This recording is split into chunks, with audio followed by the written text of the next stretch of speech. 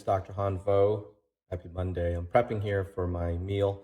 A lot of us think of a salad as some lettuce or greens, tomatoes, and salad dressing.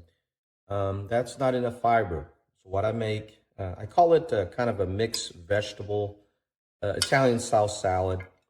I always start off with some nice vegetables, either broccoli, as you can see, or green beans here.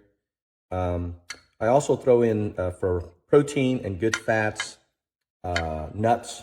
I use pumpkin seeds or walnuts. For a little bit of starch, I'll throw in either sweet potatoes or regular potatoes.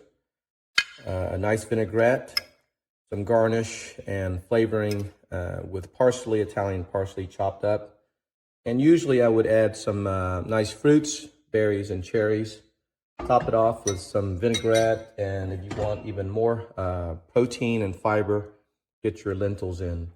So what I do is cook or steam the vegetables, and cook the chickpeas and put them in separate containers, and you just mix it up like you like, the different portions of the ingredients, some vinaigrette, and voila, you have a wonderful vegetable salad with lots of good fats, protein, and lots of fiber.